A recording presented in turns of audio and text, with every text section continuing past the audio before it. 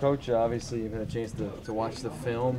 Just talk about how impressed you were with the defense on Saturday, and even more importantly, that goal line stand in the quarter. Well, I think that was. I think at the end of the year we'll look back and see the significance of it.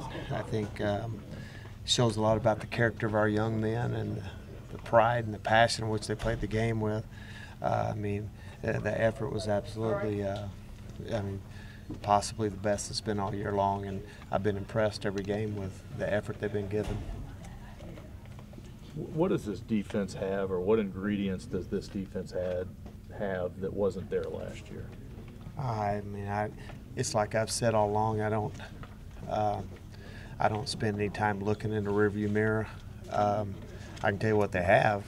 They have character, and they have discipline, and they have I don't know how he's described it. They have a physical tough and a mental tough edge to themselves. On that goal line stand, we just held them on 3rd and 6, and there's a face mask call on the 3rd and 6 after we had held them. They moved the ball half the distance, and we hold them again. We held them twice inside the 10. That was the most impressive part of the game for me. They've shown a propensity to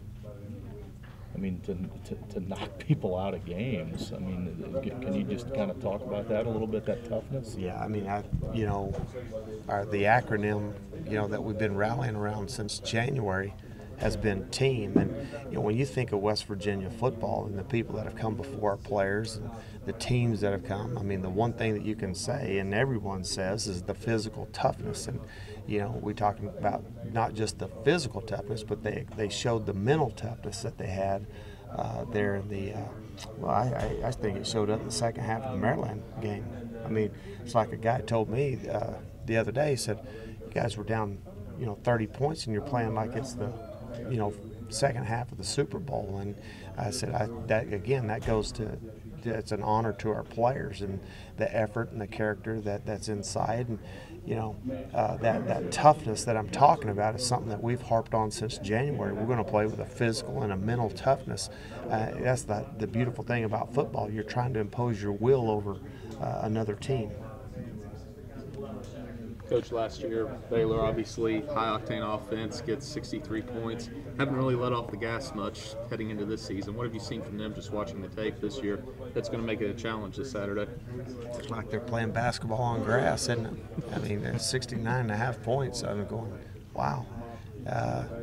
You can't let them maintain that balance, and you got to very much like what we talked about all week long going into the Oklahoma State game. You got to be able to take something away, and to where you can now you can at least try to make them one-dimensional. But if you let them maintain the balance, run the football, and play action shots down the field, you're going to be in for a long day. What are some main differences between Oklahoma State and Baylor they bring to the table? Well, I think it's the nature of their spread offense. I've talked about this earlier today. Most spread offenses, they're all different in a lot of different ways, whether it's Gus Malzahn's spread offense or whether it's Art Briles' spread offense or Dana's spread offense. They're all different.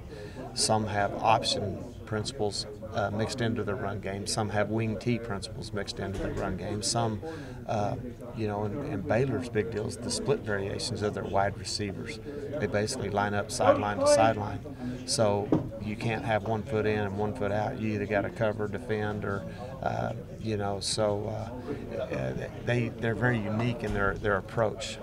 They run the ball very, very well with C-Strunk, and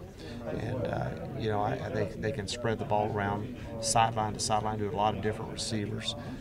But you have to do something to disrupt one of those, and then try to sit there and defend the other.